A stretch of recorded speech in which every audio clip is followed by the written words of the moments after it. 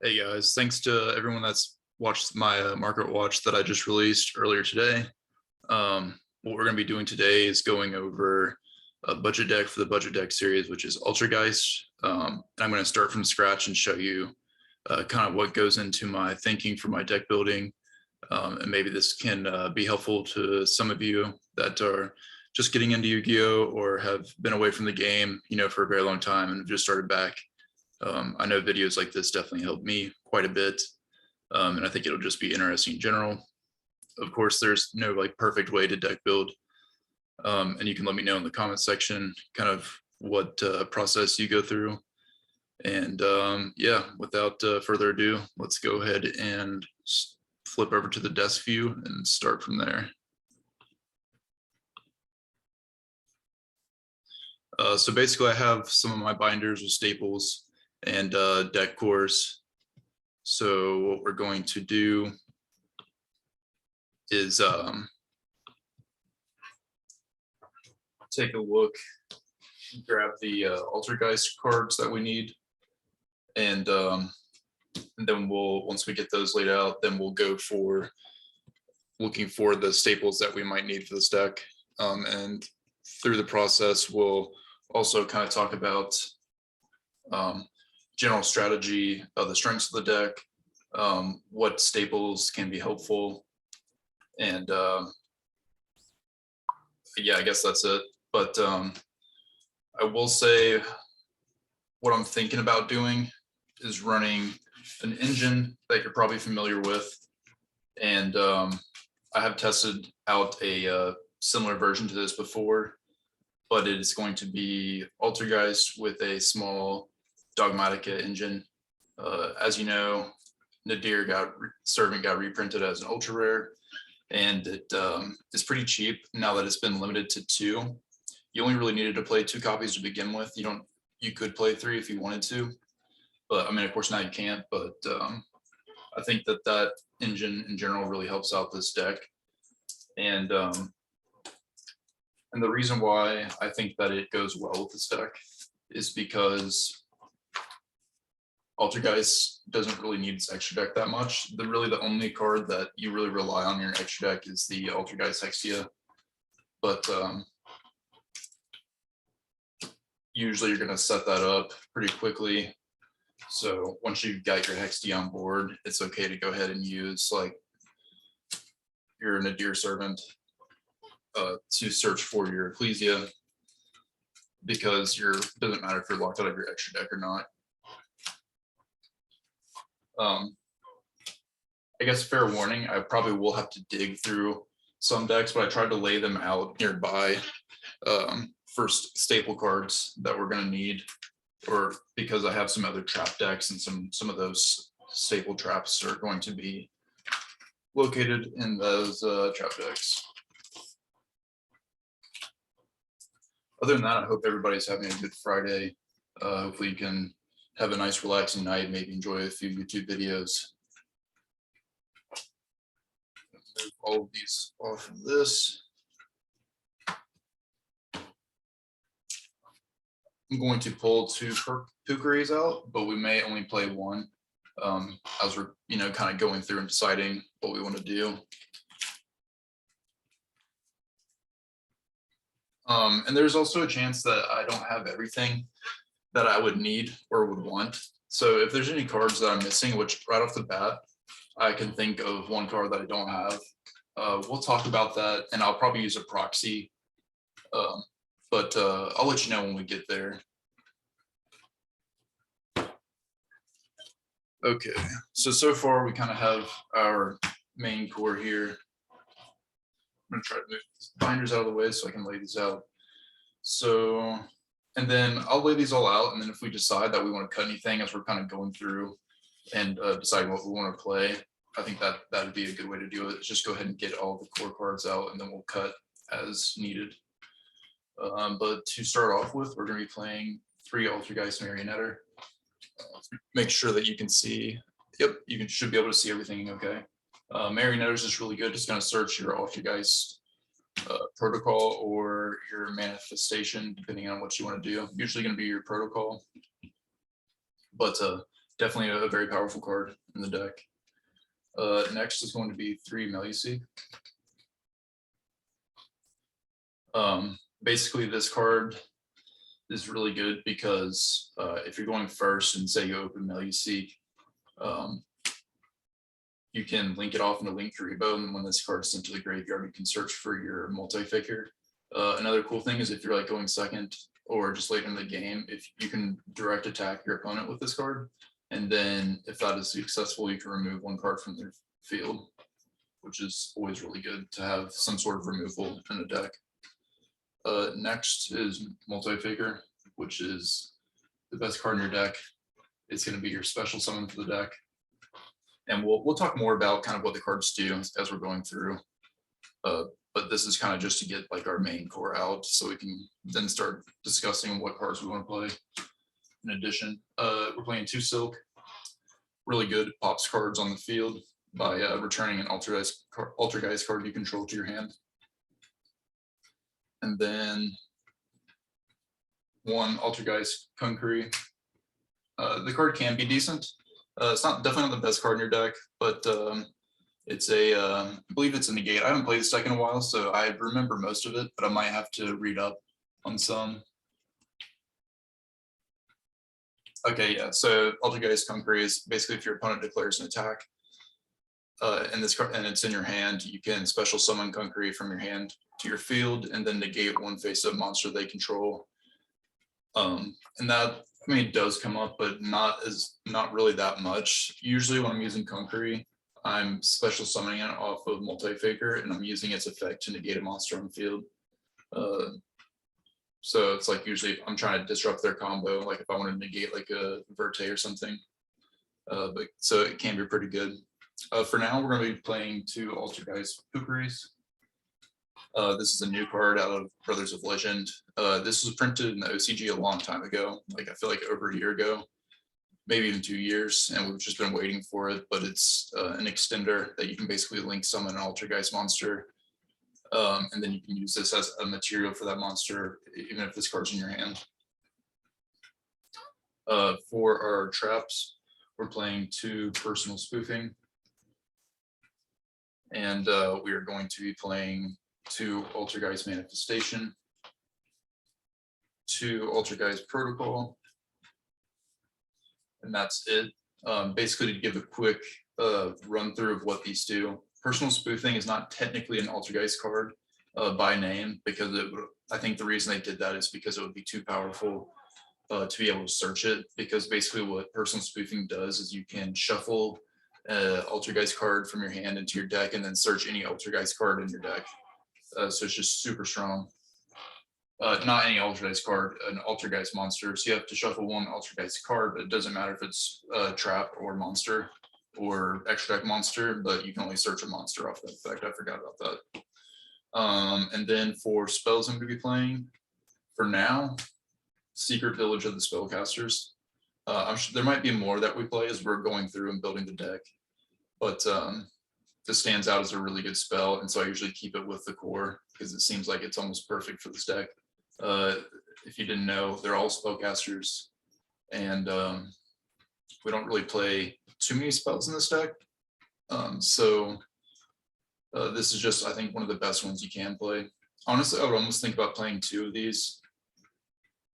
And if you're playing something like, I would at least have a playset around, though. I don't currently, but if I had a playset, I would play 1 copy and then keep, or 1 or 2 copies and then keep the other portion of the playset in my side deck, because if you're playing something like Sky Strikers, it's just a blowout card.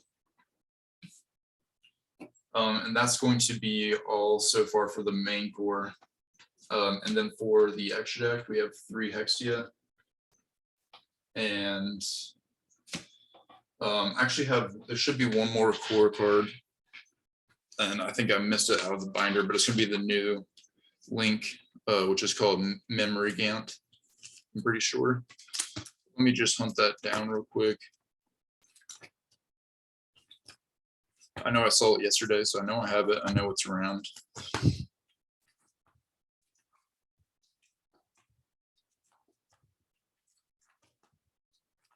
should be in this green binder that we pulled the Altergeist cards out of.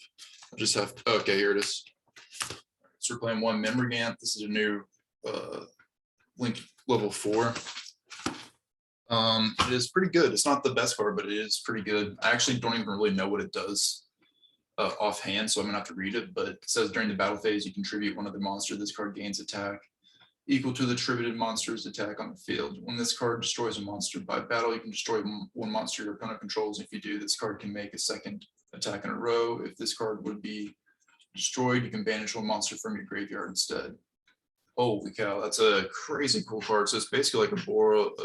It's almost like a, I keep wanting to say Savage Dragon, but it's not. It's Boral Sword Dragon. Yeah, I don't know why I couldn't say that, but it's like Boral Sword basically. Almost like Boral Sword had a baby with Axis Code. It's kind of pretty crazy. But other than that, I also have one Nightmare Griffin. This doesn't really come up that much, but it's not a bad card to have. Since we are playing a lot of traps.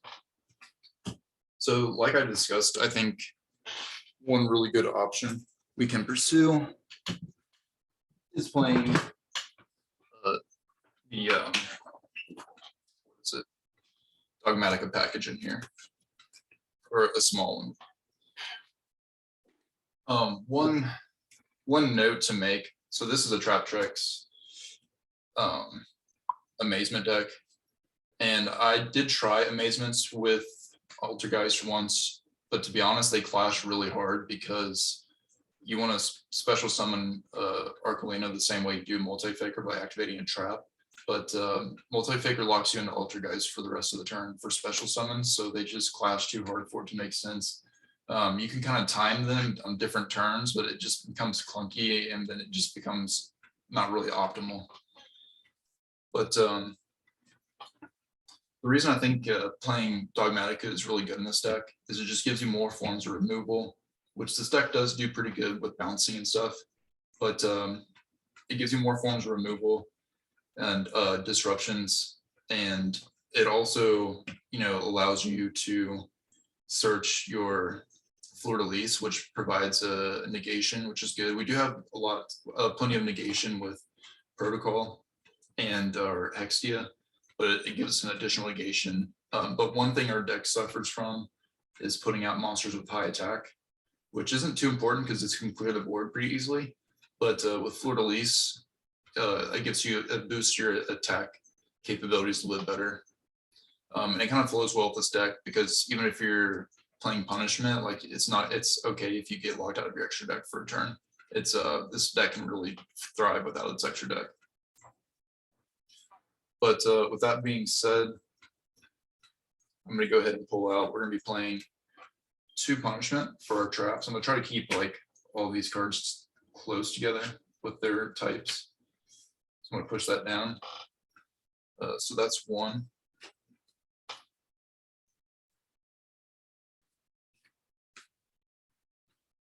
I think I have 2 secrets. If I have 2 secrets, then that's what we'll play. Yeah, I do. Okay. And then along with that, we will need our Nadir Servants, which we can only play 2.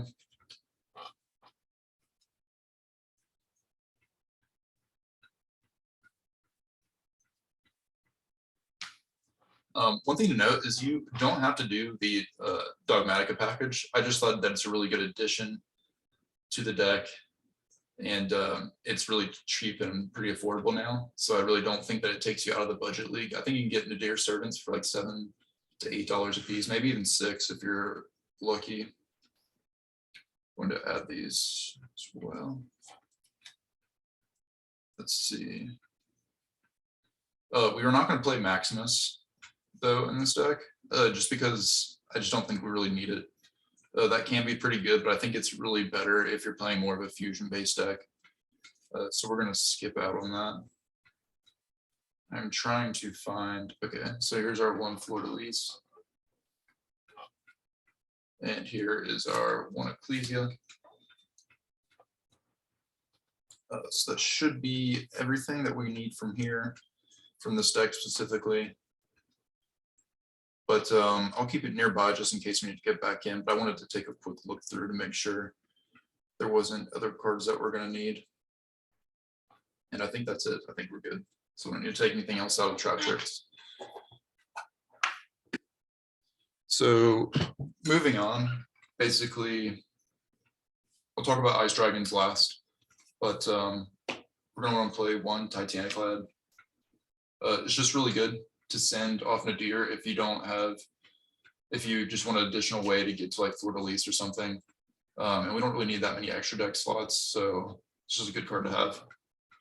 And then we're playing 3 Elder Entity Entis. Is really good as well. You can send them off Punishment or Nadir. I just think it's really good. And then if you were happen to play an opponent that's also playing any sort of card that would send a monster from your extra deck to the graveyard, you can send your own Entis and really punish them for making you do that. But after that, we're going to be playing 2 Ice Dragon Prison. This isn't like, this card is really good right now actually, but one problem I have with it is it kind of doesn't work well with Multi-Faker because you're special summoning a monster from your opponent's graveyard. But one thing I will say is it's worth the timing, because when you get this off on like DPE or something, it's just really, really good. And I think one of the problems we're going to have with this deck is going to be dealing with DPE. Of course, we'll have our protocol to negate it, but it just destroys it, and then we're going to have to deal with it later.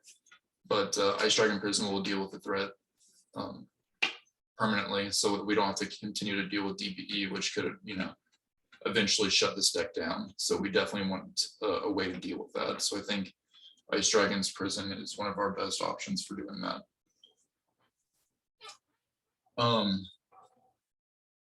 I guess next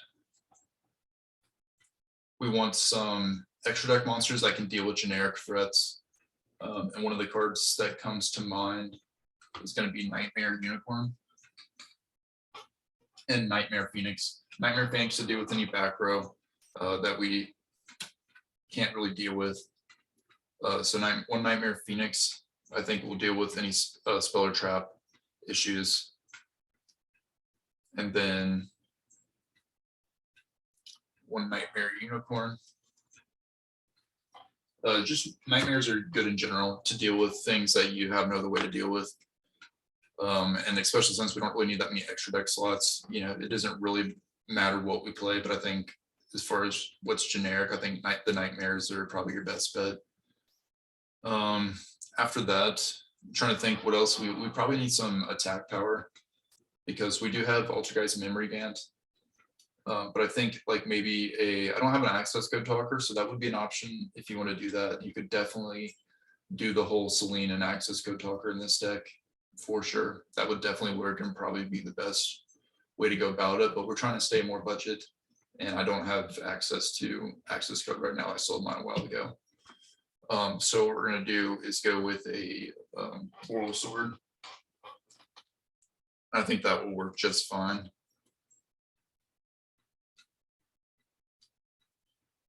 But I do have to remember where I put it.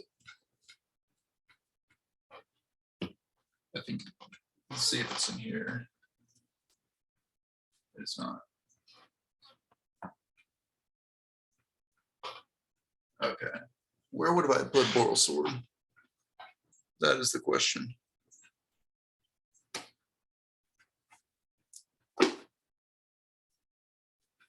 I think, you know what, it's probably in my snake deck. Which also I will go ahead and announce that the next deck that I will be doing for the budget series is going to be Ogdoadic, Invoked Ogdoadic. They're both really cheap engines, and I think honestly Invoked is probably the cheapest, best engine that you can really run. I guess the second would be probably Nadir Servant as far as what's affordable. Not Nadir Servant, but like Dogmatica. Let me go ahead and get out our Boral Sword.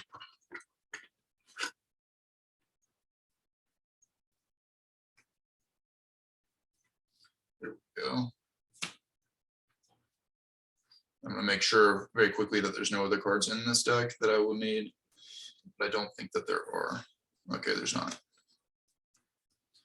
So currently, I'm pretty happy with where we're at now, but I'm going to go ahead and check in and kind of see where my totals are. So I got, let's see, 3, 4, 5, 6, 7, 8, 9, 10, 11, 12 extra deck monsters. So that means I have room for about 3 more.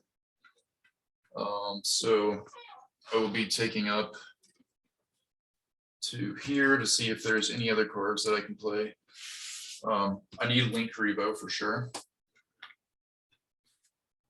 So that will be one card that we will be playing. And then I can also think of one other card that we need to play, which is going to, this we don't necessarily need to play. Crusadia Avermax. I don't know that you could even really make it. I think you can actually make it. So that'll be an option.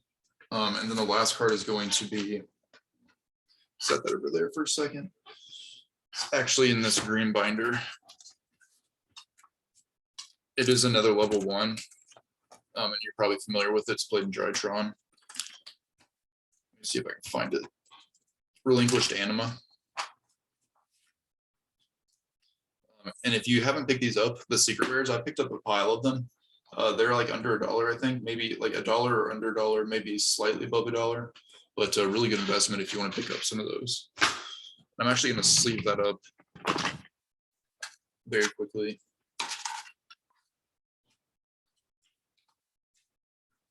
So I think that takes us to 15. Again, you can play this Selene access code if you have that, but if not, you don't have to play Mech Knight Crusadia Avermax either. You can play another Anima or another Link Rebo. It's up to you. So that takes us to 3, 4, 5, 6, 7, 8, 9, 10, 11, 12, 13, 14, 15.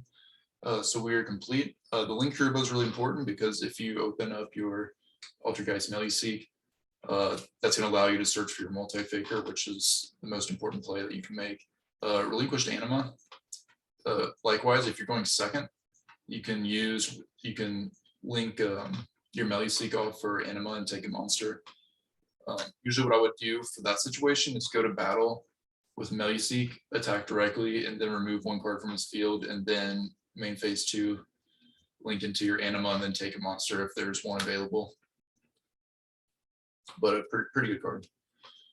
And then my reasoning for Crusadia Avermax, just really hard to get over. And the way you can make it is you could do, if you have your Hextee on board, you could go into a Nightmare Phoenix, clear a spell, or you could just go into another Hextee if you want. But even if you don't even want to use the effect of Phoenix, you can just link into that so you can step up. It's up to you. Usually I would go into Boral Sword first, but it's just another card to have in the extra deck. So I think I'm pretty happy with what we have so far in the extra deck. I'm sorry if it bothers you that they have, some of them have different colored sleeves, but for the purposes of deck building, it doesn't really matter. We just want to get the cards out and kind of get our reasoning behind why we want to play what we want to play. And then of course, before you go to a tournament, you got to make sure that you have all the same sleeves on each card. From here, I'm going to count my main deck and see how much room I have to fill up with basically probably more trap cards that are going to be good. And yeah, so let's go ahead and count the main deck up. It's going to be 3, 6, 9, 11, 12, 13, 14, 15, 16, 17, 18, 19, 20, 21, 22, 23, 24, 25, 26, 27, 28, 29. So we have, I want to keep it to 40 cards, so we have 11 more cards we can play. I'm thinking one issue that we might have is we might need a monster negate. So I'm thinking Salt and Strike is probably our best bet. I'm not going to play a whole playset though, because I think we already have Altergeist Protocol and 1 Concrete. So I think we have some ways to negate already. And then we also have a Fleur de Lis. So I think playing 2 would be fine. So go into my binder and find some strikes.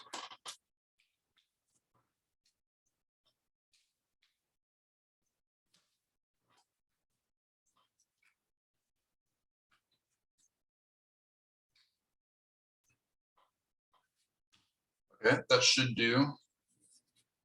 Move these over. There's the strikes.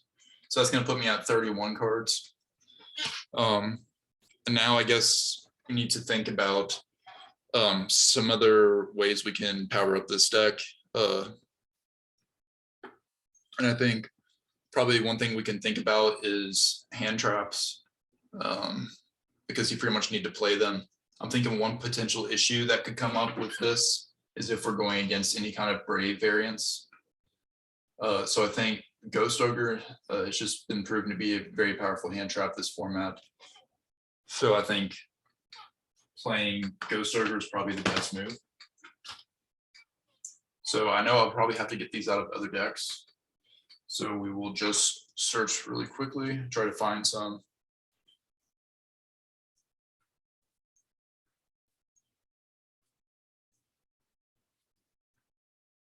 Thought I had one here, but I found another card that we'll go over. I won't spoil it yet.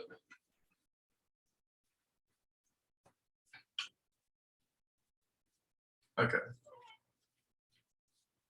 So it's not in here. Could be in here. I'm sorry if this is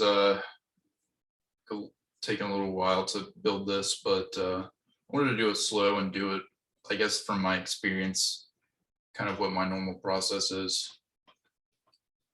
Okay, so found two. I will need one more, but I do know where the other one is. That's the good news. Let's search through the deck real quick. I will say a hack. If you don't want to have to buy a set of cards or like staples for every deck that you have, try just buying all the same sleeves. That way you can interchange them. Like I use kind of this off colored like tan, like I guess eggshell maybe would be the proper characterization. Okay, so there's the third Ghost Ogre. I apologize that they're all different versions too.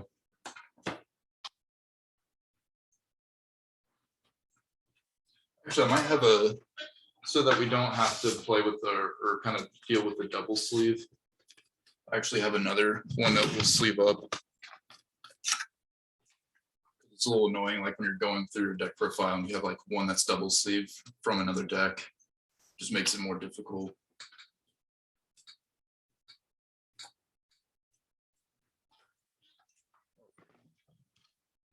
I'm not going to go too hand trap heavy in this deck. That's one thing that you can do for your side deck. I would recommend playing like Nibiru's, Cosmic Cyclones and stuff like that in your side deck. I think maybe I should do a video on side deck. Maybe I can kind of briefly cover it today, but I think side deck is like one of the most underrated aspects of deck building. And it's really what wins you games most of the time. Okay. All right, so we have our Ghost Ogres. I think another thing to point out is with our multi-faker, we really need traps, of course, so that we can get, that's like our strongest play is to get multi-faker out. And what's really gonna help that is infinite impermanence. Being a hand trap itself, but also because it is a trap, it's going to proc the effect of Altergeist multi-faker. So I think that's like one of the best interactions in your deck, really. So even though they are a little bit more expensive, like it's like absolutely mandatory to play imperm in this deck. Going through, I think that would probably take us to like 35, but 9, 11, 12, 14, 16, 18, 20, 22, 24, 26, 28, 31, 32, 33, 34, 35, 36, 37. So that's at 37. So we have room for 3 more.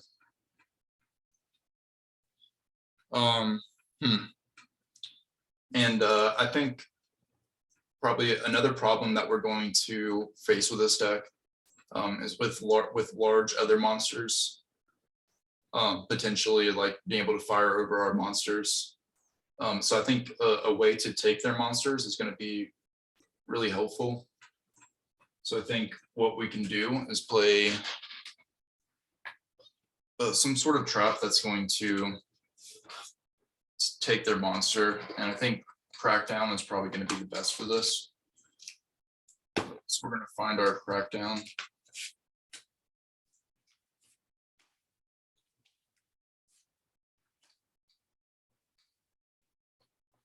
We're going to play 3 of those.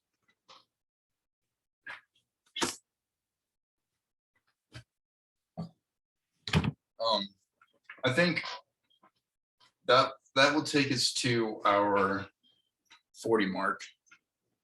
But there are a couple other cards that I want to play.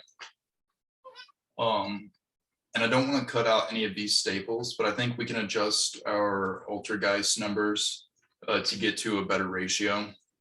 I think so. Pukuri is pretty good, but I've noticed in testing that sometimes when you open Pukuri, that it like underperforms, I guess, because say if you open like Pukuri and like, let's just say Pukuri and your Marionetter, well, you can't really link into anything because then you have nothing that's going to be like underneath Hextia, and you need a monster that's going to be underneath Hextia so you can get Hextia's effect off. So it's not very good. The only reason this would be good is if you also had a multi-faker in hand so that you could use multi-faker on your next turn. So it can be good, but I think that I would rather save that spot for something else that's going to help us more. So I'm going to put Pukuri off to the side for now. Another card I think we can cut is going to be one of these manifestations. They are good, but I don't think that we need 2 of them. Honestly, I think we need 1. And this is something I would, if you were going to pick this deck up, I would probably get 2 copies and then try it for yourself and see what you think. But usually I only go through 1. Usually I'm searching protocol a lot more often, because even having 2 protocols on board is good because you can tribute the other protocol to activate its effect and then not have to worry about tributing one of your monsters. So that's going to free up 2 slots for us. And I think from here, what we need is we lack draw power. And if we don't see our multi-faker or don't have a way to get to it, that's a problem for us. So this kind of comes into what I was saying in the beginning of the video, that there would get to a point where there might not be a card that there will be a card that I don't have, and that's going to be a Pot of Extravagance. And like I said, I think earlier this week, that I plan to get Extravagance, but not until the structure deck is released, because it'll be released as a common and then just be much cheaper generally. So what I'm going to do is use another card to represent it. But I need to get a sleeve for it real quick.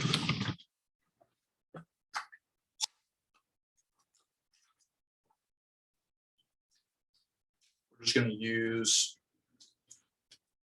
a lot of Desires.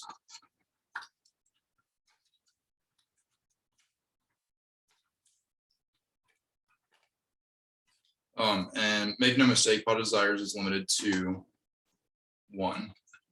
So, and definitely don't play Pot of Desires in this deck because there's 1-ofs that you really don't want to banish. But I think for now that'll do.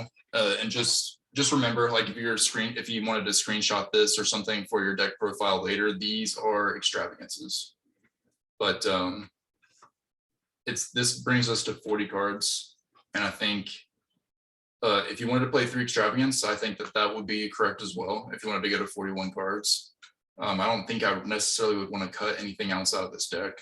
I think it is tight for sure, but I don't think that you'd want to cut anything else. If you're going to cut anything, I would say cut either an Ice Dragon's Prison or a Crackdown, and then side deck whatever you cut, because I think at the same time these are really good cards for this deck.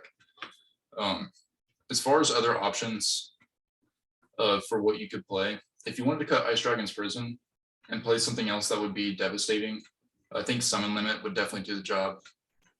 Summon limit can cut into your own play, but for the most part, you are sticking to the 2 summons. So I think summon limit's also just a really good option, and that's probably something I would side deck for decks that are going to be special summoning a lot. Like obviously, if you are maining summon limit, which I don't think you should main summon limit. Like if you go against something like Oblique, it's not going to feel good, and it's just going to limit your plays. But I think I'm pretty happy with this build. I think it addresses most of the problems that we're going to have. For the most part, spells aren't too big of a problem in the format. So like, you know, maybe you would need to play some spell negates in your side deck, but I think for your main deck, you're probably going to be okay. You have ways to address monsters for sure, and then spells like Fateful Adventure and stuff, you can just Ghost Ogre.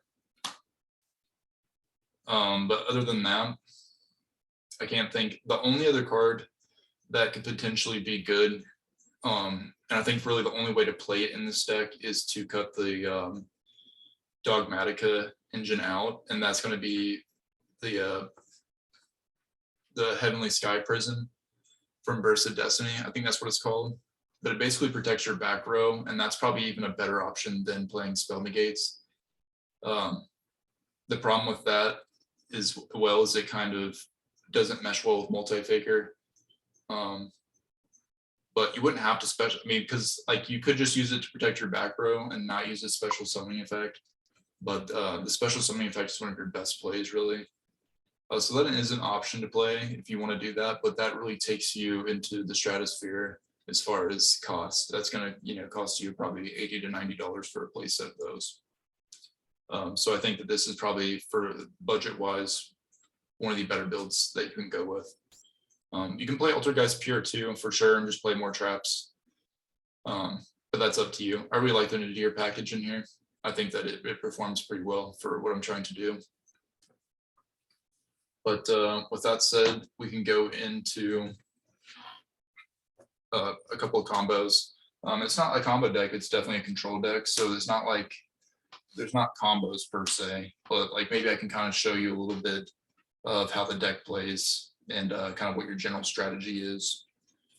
I guess before we go into combos, I will kind of talk a little bit about how to play this deck, because it's not the easiest deck to play, really.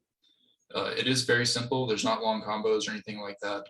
But one thing you'll run into when you're testing is it's very easy to overcommit or to just try to pop everything that hits the field.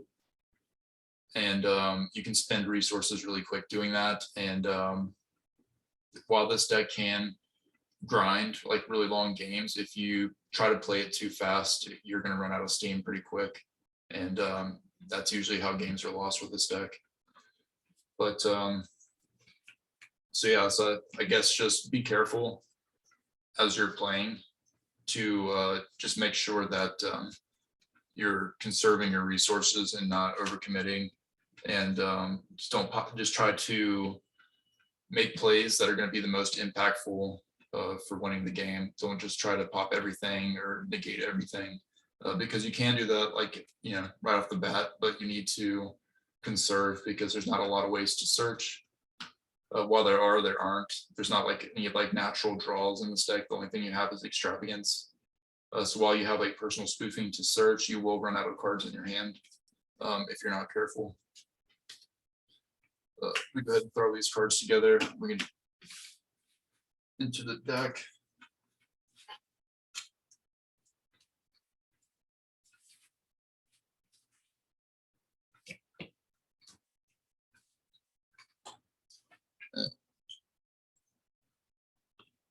We'll switch to the camera back on. Let's see if I can.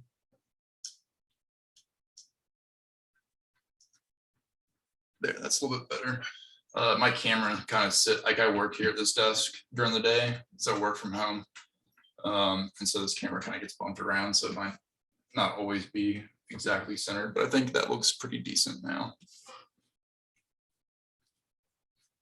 So basically, There's a bunch of ways that you can really play this deck.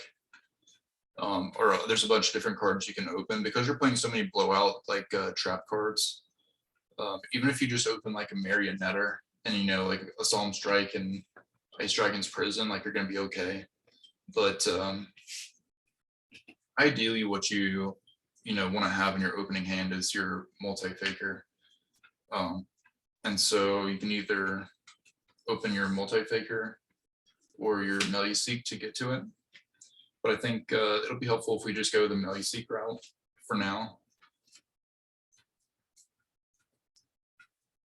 And there's not really combos per se, like I said, for your first turn. Like this deck is going to start out really slow. So we're just gonna add a couple traps to hand. It doesn't really matter what it is. I guess what we'll do though, actually, we'll just keep 2 traps in hand. And then we'll go with, say, a Nadir Servant. Because you do want to have your Dogmatic Engine handy. If you don't draw it, it's okay. You still have all those powerful traps that we're playing. But basically, you're going to start your turn. I will say too, like if you win the dice roll, you want to go first with this deck any chance that you get, because it struggles going second. So in your side deck, you definitely want to play, like Dark Rulers or your Forbidden Droplets. If you want to keep it budget, Dark Ruler or Chalice is fine. And then also like Nibiru and stuff like that, like so that you can have a chance to compete going second. If you're not playing cards like Nibiru or a Dark Ruler, then it's going to be really hard if they set up any negates to play. Anyways, we're going to start with the normal 7 Melee-Seek. And like I said, if you're going first, you want to link off into a Link Revo. But if you're going second, what you would do is go ahead and go to your battle phase attack directly, and then you can remove 1 card from this field, and then you would go into your relinquished Anima if there is a card in either one of these zones. But since we're just going to pretend like we're going first, what you want to do is get your Link Revo. And then when Melee-Seek hits the graveyard, it's going to search 1 Altergeist monster. So we're going to search for our multi-faker. As long as you have multi-faker, you're usually in a pretty good position. So since we went first, you're not going to be able to use your hand trap because we already have monsters on the field. Not that we need to, because there's not going to be anything on our opponent's side of the field yet. You can go ahead and set your traps, whatever you have, it doesn't matter. We're not actually going to like kind of go through like, okay, negate monster effect. We're just going to set up traps, doesn't matter what they are, and then go through our Dogmatica play. And then I'll show you what you would do on your opponent's turn. So you're going from here, you're going to activate your Nadir Servant.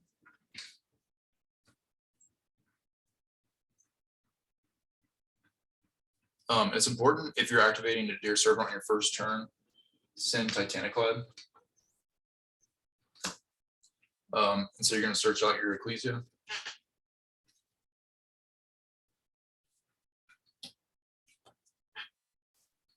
The prismatic reprints look really good, by the way, if you haven't seen them. But the new ultimate rares look pretty good too, but I think I'm happy with the just the secret rare reprint. Okay. From here, because you control an extra deck monster, you're going to special summon Ecclesia from your hand.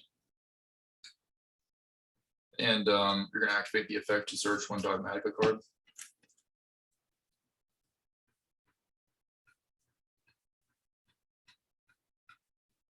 And from here, you're going to search Punishment.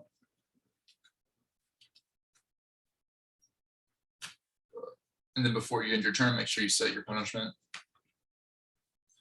And then on the end phase, you're going to activate your Titaniclad.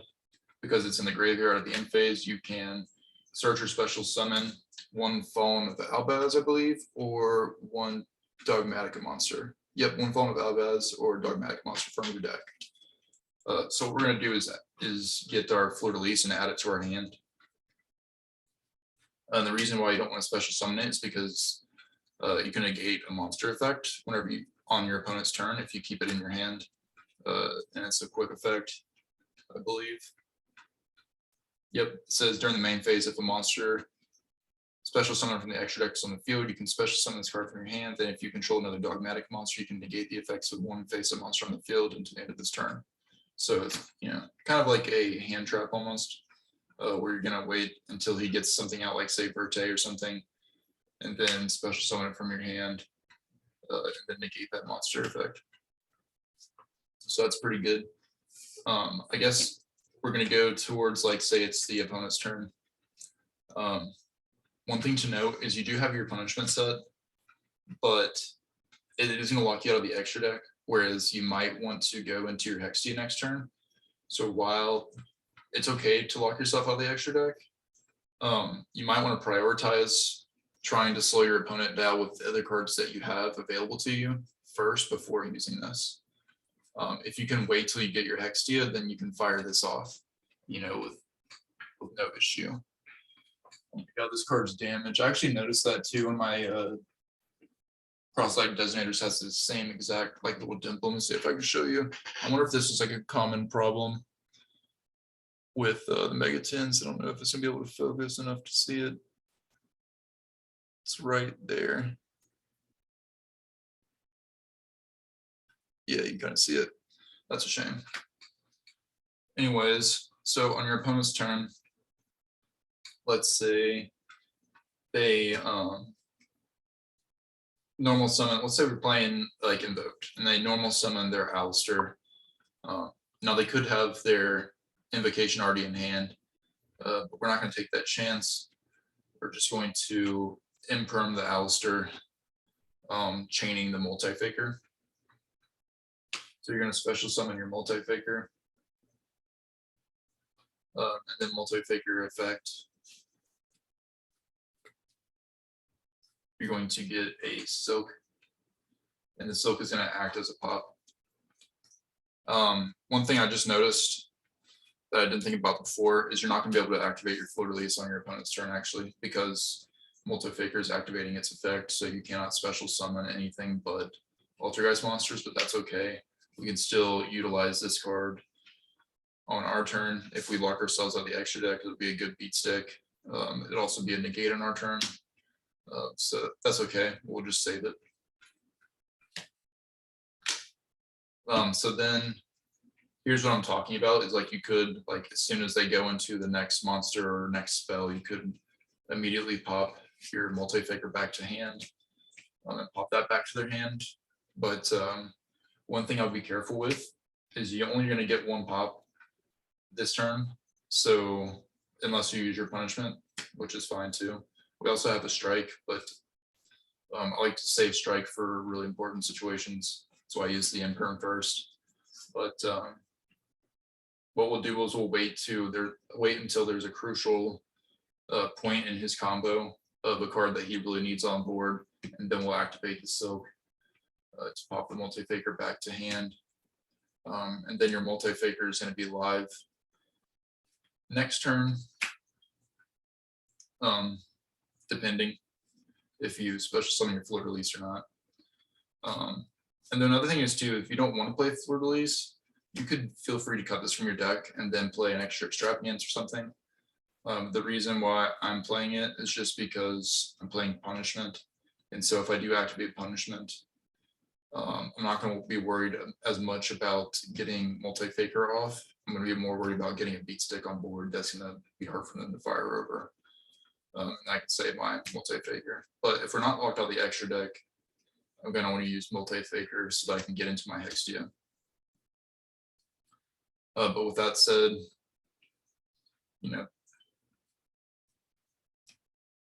if you use, I'm not going to just go through theoreticals, but you have your, you know, whatever traps you have set, you have the one punishment that you searched.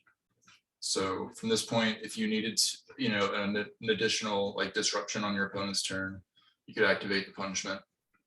But if not, we're going to pass it back to my turn. And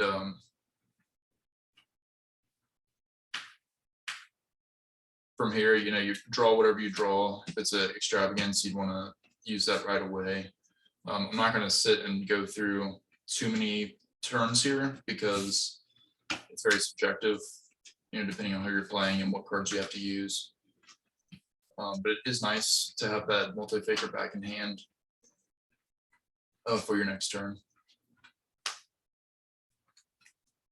And then there are simpler plays too. Like obviously, it just depends on what you draw. I mean, this is just one of the, I guess what we'll do that can maybe help with this is just shuffle the deck and then do a random hand, because I feel like that would maybe be more useful when see it into seeing like what a typical hand is.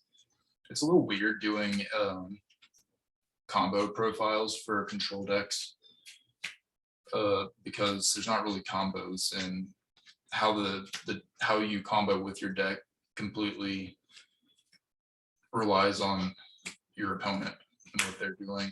So it's not like you just do a combo line like you would with like base or something. Try to quickly shuffle these up.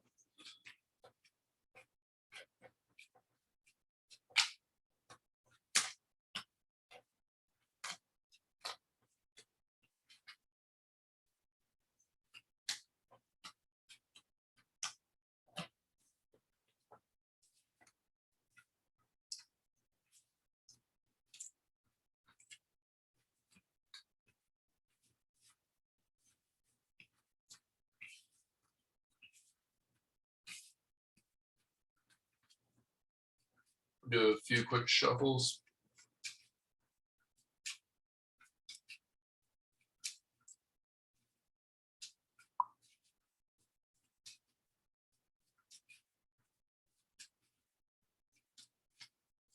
Alrighty. I don't know why I cut it, because I'm not playing anybody, but I guess it's a force of habit.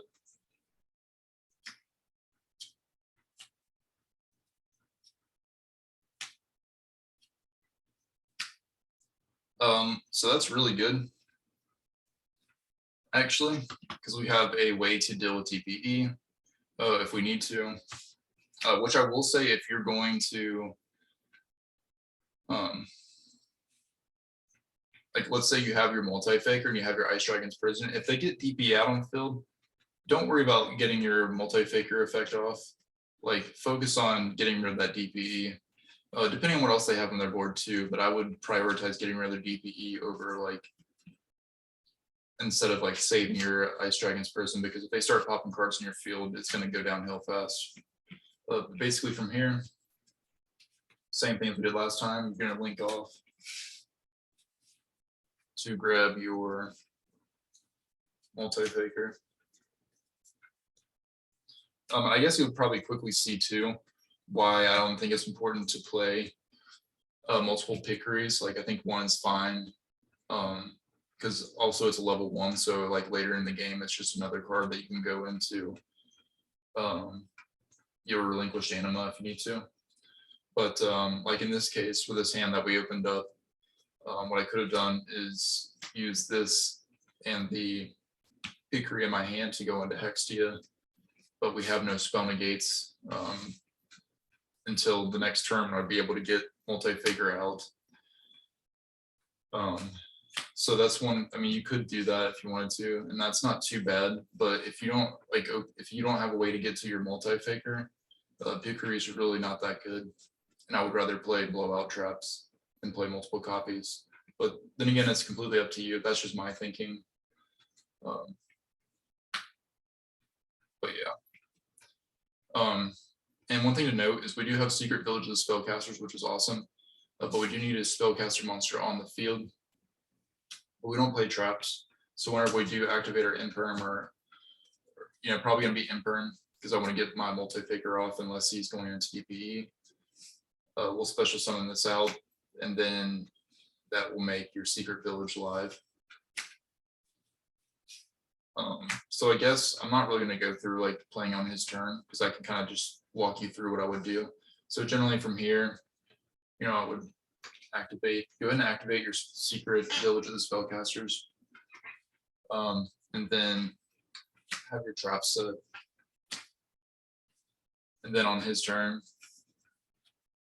you're going to negate whatever monster that you need to negate. If it's Alistair, again, for example, and then you special summon your Altergeist, and then of course you're going to be able to get out your Soak again. Alternatively, if you want to if you're not worried about the pop, I guess just depending on what you're playing and what traps you opened up with. Obviously, if you're playing like Sky Striker and you've got one of the spellcasters, I don't really even care to have Altergeist Liquidus. What I would do, if I'm playing Altergeist, is actually get another Meluseek. That way, if he was able to battle over this, or next, we're gonna be able to search another Altergeist monster to hand, or if next turn I want to link into Hextia, that'll give me my either another Meluseek or probably not another Meluseek, either another multi-figure. But more than likely, I would search a Marionetter because I'm going to be able to search for my protocol. So I guess I'll go over this. So this is also an important interaction that you should know. So if you have these two cards on the field, or just Meluseek and another Altergeist monster, and it's your turn, and you want to go into your Hextia, for example, you're going to get your search off for Meluseek. So we want to search as Marionetter. And then you're going to normal summon your Marionetter to a zone this points to, just in case in the meantime he has a trap or a spell. And then you're going to activate the effect of Marionetter. Search for your protocol. And then what you can do is you can tribute your Marionetter to special summon a Altergeist monster from your graveyard. So what we're going to do is tribute it from the field. Special summon Multi-Faker, and assuming you haven't used Multi-Faker yet this turn, because that was on the field from last turn, you can activate its effect again, and special summon a Liquidus. Or you could do another Meluseek if you want to. It's up to you. In this case, I would probably go Silk for sure, because I'll get a pop, and then even though I want to save this for my spell trap negate,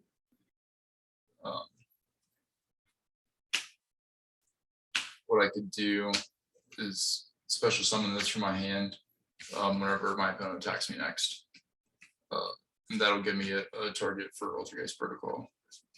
Or if you want to pop your Liquidus.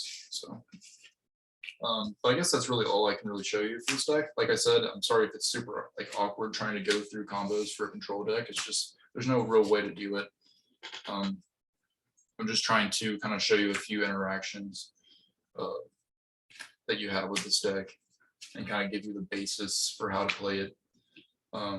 It's one of those decks that doesn't seem like it would be super strong, but surprisingly this deck can take a lot of games, and I've used to play this deck quite a bit, and it can be very, very powerful. It's just a very grindy deck. And cards like Crackdown and Ice Dragon Prison just kind of really make this deck really good. Crackdown can be really oppressive, especially if you open two of them.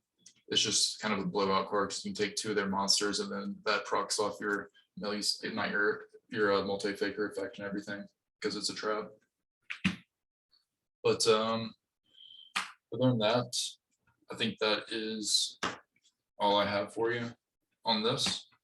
Let me know down in the comment section if you kind of enjoyed this thorough look into Altergeist. Any suggestions that you would make or alterations you would make to the deck. I'm not going to go over side deck, but I will talk about it. One thing you'll notice as we're going through, other than the only spell negate we have is Secret Village of the Spellcasters, which works really well. But we're still pretty susceptible to spells and traps. Not really traps as much, because I think we can play through traps pretty well depending on what it is. Like the summon limit will be okay. So I think mainly the main threat would be, because we can deal with monster effects pretty well with this deck already. The main problem we're going to have is blowout spells like Lightning Storm. So I think siding 2 additional copies of Secret Village of the Spellcasters will be really helpful in help preventing problems with spells. In addition, I think another problem that we're going to have, oh, and another thing that you could side as well to deal with spells would be another trap, say like anti-spell fragrance. Unfortunately, we don't have Imperial Order anymore, but Imperial Order was really good for this deck when we did have it. And then the other problem I can foresee is playing against a combo deck that's able to put up a ton of negations. And I think side decking Nibiru and like your Dark Ruler or Forbidden Chalice, that's going to help deal with that. Even though we have monster negations, if they have a established board, we're going to have no way to get into those negations going second. So we need a way like Nibiru or Dark Ruler to help deal with that.